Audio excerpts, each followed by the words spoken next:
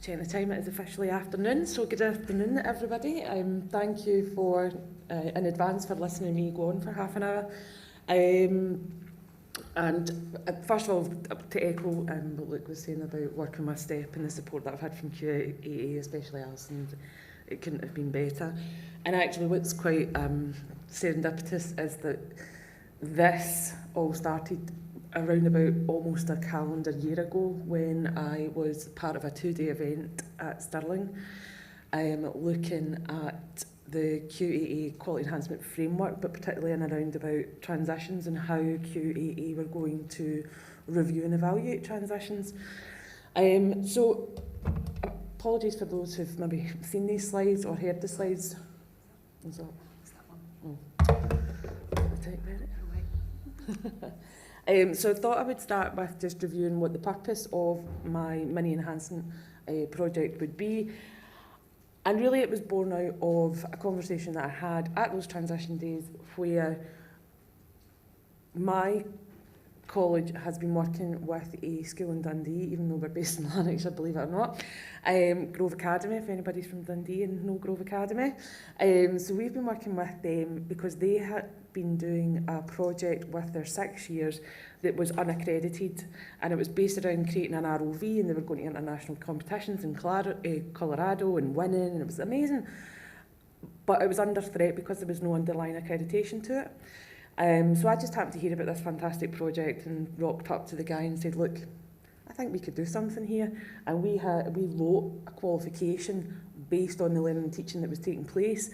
So we wrote a qualification that was driven by the learning and teaching rather than creating a programme of work that was driven by the assessment and the outcome.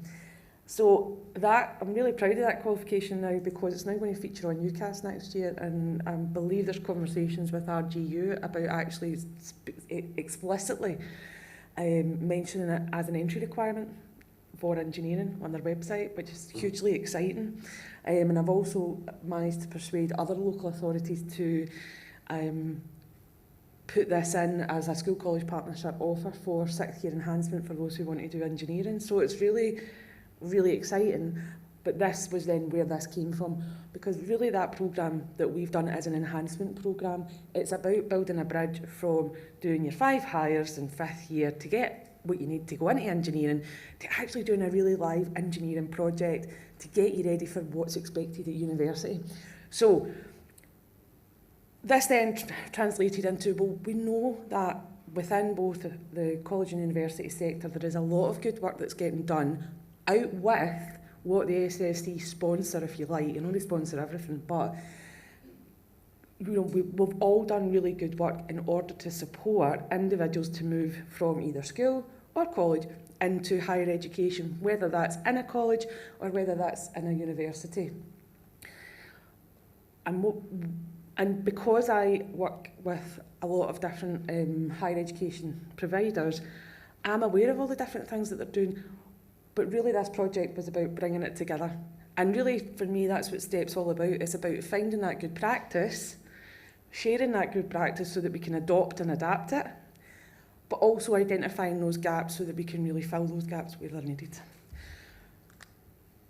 So I've given you a wee bit of the rationale, and as I said, it was about widening access out with what we recognise as SFC-sponsored SWAP, National Schools Programme. Again, because I had made use of the SEQF credit rating framework as a credit rating body, and we know, where's Luke?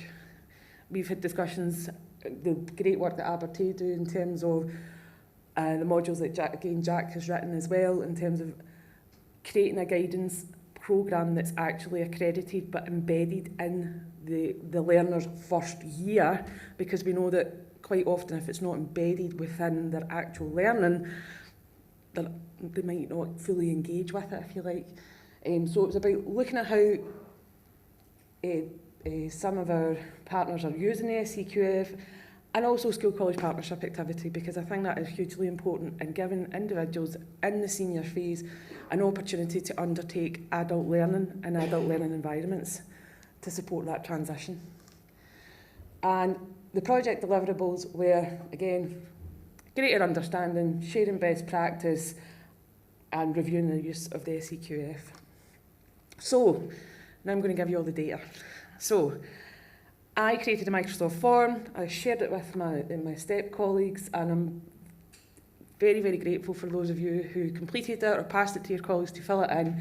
We had overall 23 responses, which as an initial outing I think is actually quite a good hit rate. It was from 13 different institutions, so I had multiple entries in some institutions. Interestingly enough, 7 universities and 6 colleges, which I thought was really interesting.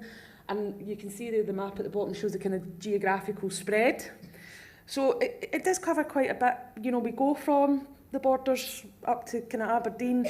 There is this part of the Highlands where there's a bit of a gap. Again, that's interesting data. What do we need to do to engage with those who provide further and higher education for those individuals living in these island communities predominantly to support engagement and transition?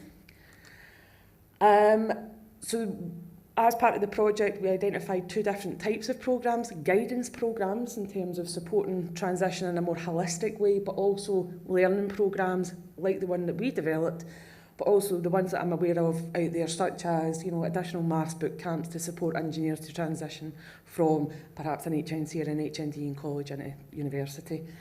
So out of the data, we had 13 guidance programmes and we had 10 learning programmes. Again, really interesting, that split. It's almost 50-50, but there is more guidance programmes, which shows that that holistic development is really important in our minds to transition.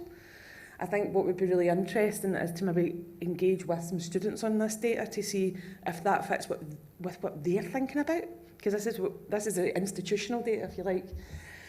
In terms of the guidance programmes, 4 of them came from colleges and 9 came from universities, which follows on from what I was saying. And the learning programmes, there was 4 from colleges and 6 from universities. So again, interesting data that I really need to get in and about and start making recommendations and thoughts on those programmes. I'm just giving you a really quick overview of what that looks like. I also asked institutions to identify the point of transition. So was it from college to university, or was it from school, or was that a school-college partnership activity, which is predominantly, I suppose, colleges that provide that, but there were some universities that identified school activity as something that they took part in. There was one entry around about supporting FE to HE, and 18 were about college to university.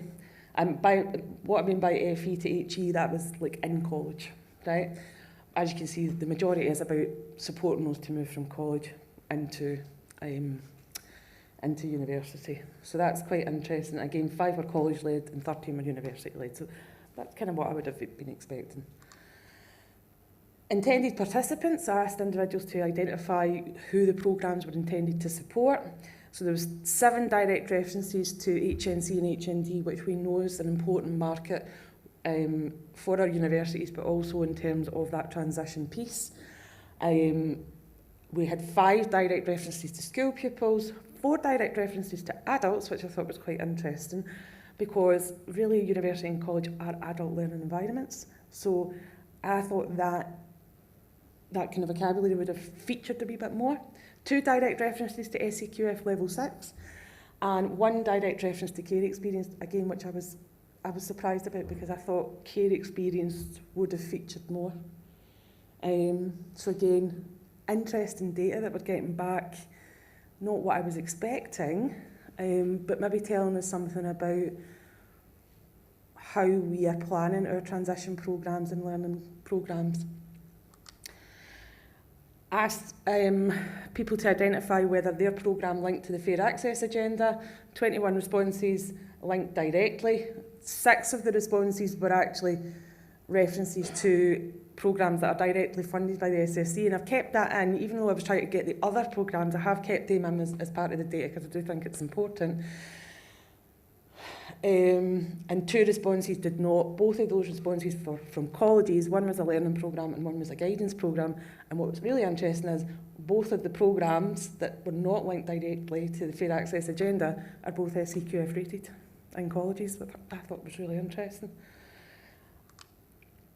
And finally, the meta skills. So I asked people to identify what meta skills they felt their learning or guidance programme was developing. And I think, for me, actually this is where well, it's not the most interesting data, but I think it is really, really interesting, and what I really wanted to bring your attention to is not one institution or entry made reference to developing leading as a meta skill.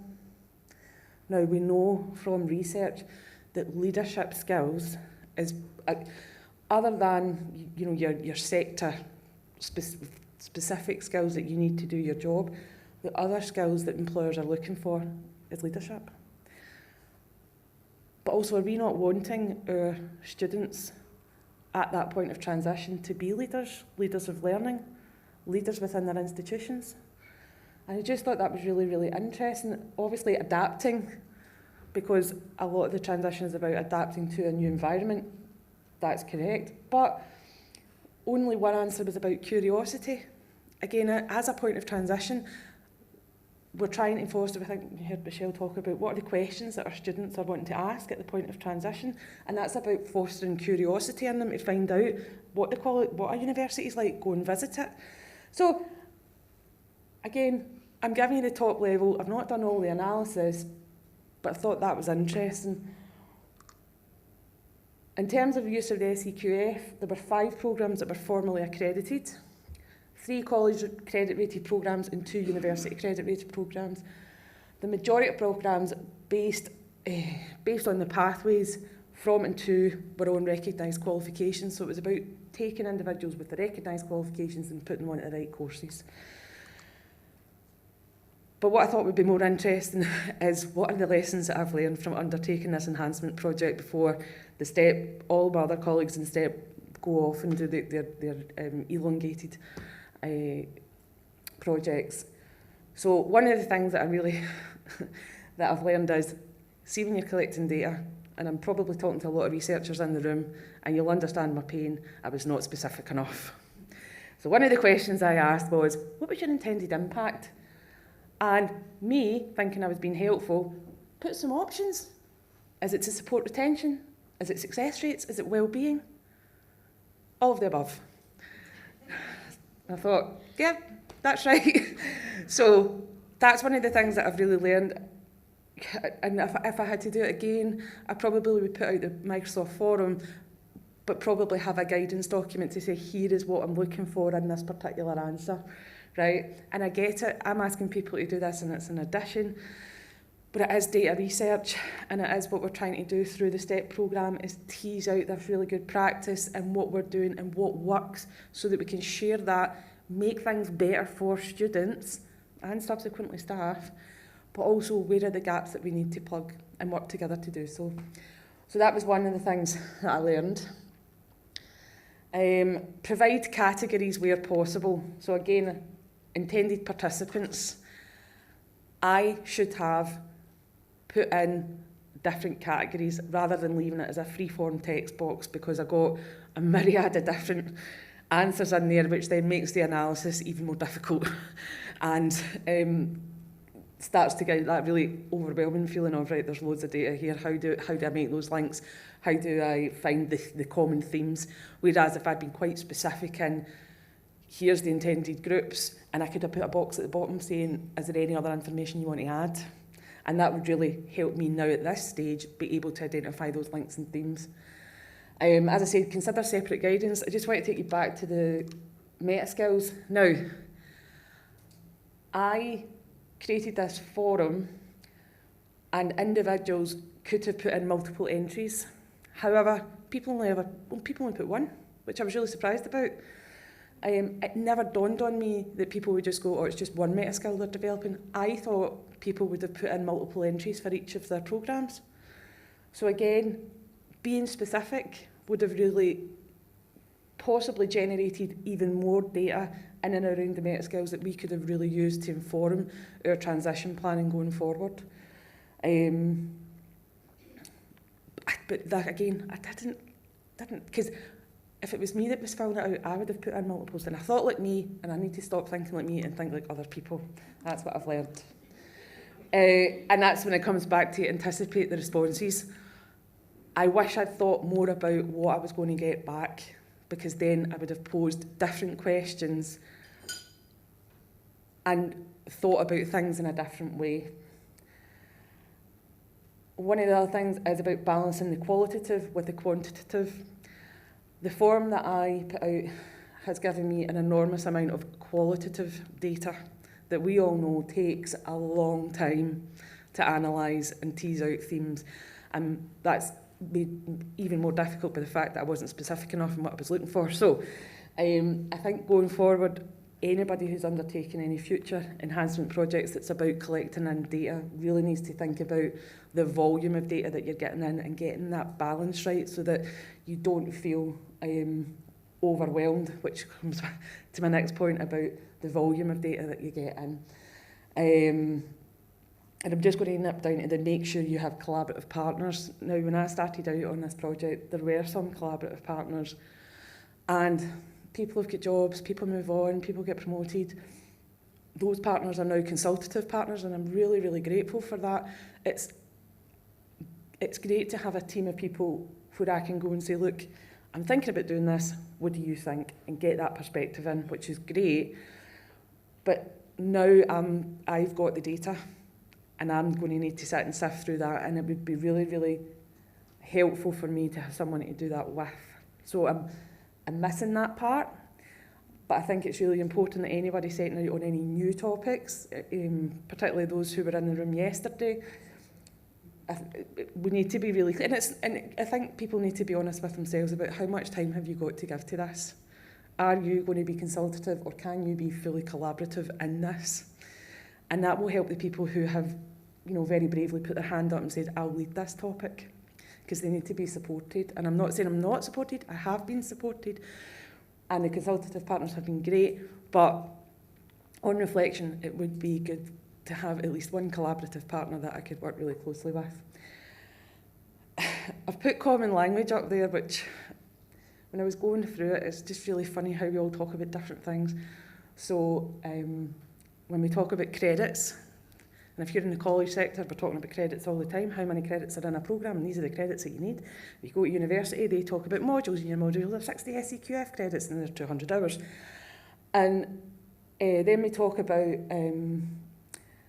extra credits, and it just dawned on me as I was going through this that we, as even a tertiary sector, we need to really think about getting a common language that we all use. And I think yesterday some of the students in the room were actually bringing up that issue itself about not understanding the language that we use. If we as a tertiary sector could come together and have that common language, it would really help us, again, to plan those transition programmes and have a really clear focus, but also help the students to understand as well. And lastly, be realistic about what you can achieve. Now, if anybody heard me in January, I explained how my project started like this, and I managed to get it to this, but it's still here, and I really need it to be there. There's lots and lots of things that I thought I would achieve, and I was going to have this amazing platform, and there'd be so much sharing good practice. Reality is, I was probably over-ambitious. Which is a good thing, I think, to have. But reflecting now, I'm like, right, okay, so let's take it back to what my next steps are actually going to be, which is continue to analyse the data, bring together my consultative partners to discuss a forward plan. I'm going to review the project outcomes, because now it's about taking that data and making sure that I analyse it with those outcomes as my themes. Create a report, make some recommendations, and probably have a sharing of best practice event. I don't think I'm quite at the point of being able to build a sharing best practice platform. That might be just slightly out of what I can actually achieve. So that was a quick overview of what I'm thinking, what my experience has been, what my thoughts are, and I'm happy to take any questions that anybody has.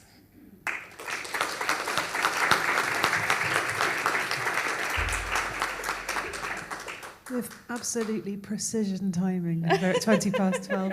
We've got 10 minutes for any questions for Nicola. Yes. Nina Monday from Edinburgh College. I just want to ask, did Edinburgh College supply you with any information? Yes, we did. And were we the only one that mentioned care experience?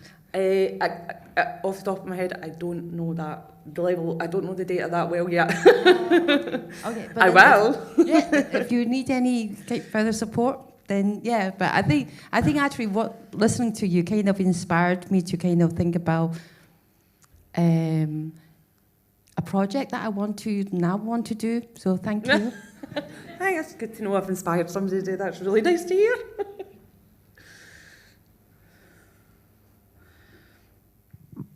Hi, Colin Milligan from Glasgow Caledonian University.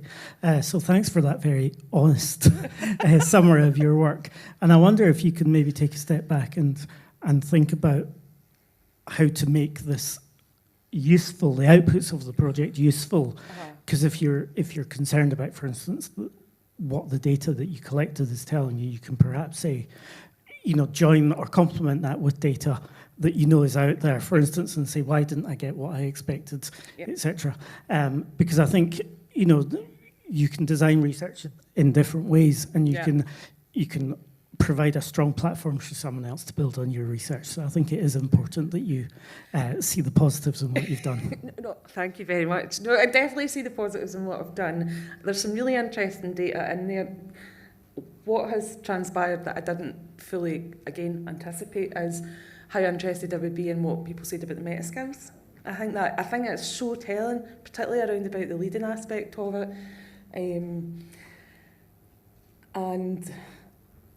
So there's definitely a platform there to build on.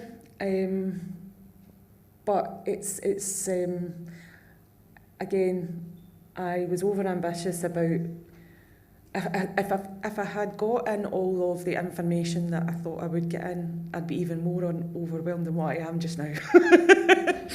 So I think I thought I was going to do it all in a year, what I think I'm going to have established is, as you said, a platform for perhaps further work, because I really do think that out with the National Skills Programme, out with SWAP, out with all these like SFC funded things, there is some amazing work going on in our colleges and universities to support transitions that we've done absolutely with the best intentions and probably with quite really regional specific focuses. But we need to capture that nationally, and we need to actually make, personally, we need to make our politicians aware of the work that we are all doing in order to support individuals in our country to get the best qualification, the highest qualification they can get, so that they can lift themselves out of poverty and have that impact on society. And not only themselves, we allow people to get a degree, and not everybody needs to get a degree, but we allow them to get the qualification that they need to get the job that's going to make a difference to their life. It's going to make a difference to everybody's life around them. It will help to eradicate child poverty, and that should be something that we all strive to do every single day. And I know we do it, and we do it through this. So that's me on my high horse, so I'll get off that now. Not off the hook just yet. Thanks, Nicola. Can I just say, I think you're being incredibly hard on yourself, and you shouldn't be. I would be selling this as a pilot, because a pilot is about exploring, understanding.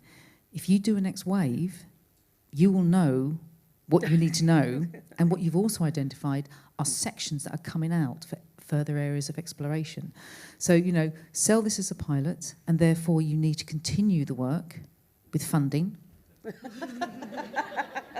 and with much more engagement from institutions as a long-term project, because you can map, you can monitor through this type of thing. So, stop the negativity, think about the positivity, and actually think about long-term, because I think this has got serious legs. Thank you very much for that. I hope I didn't come across as too negative, but I really wanted to today get across to my colleagues who are going to be undertaking similar projects, and just to make them aware of the pitfalls that I've kind of fell down. And people will still make mistakes, and will still make mistakes going forward, but I just wanted to highlight, so that it was a forewarning. But thank you very much for your kind words. I really appreciate that. That was really nice.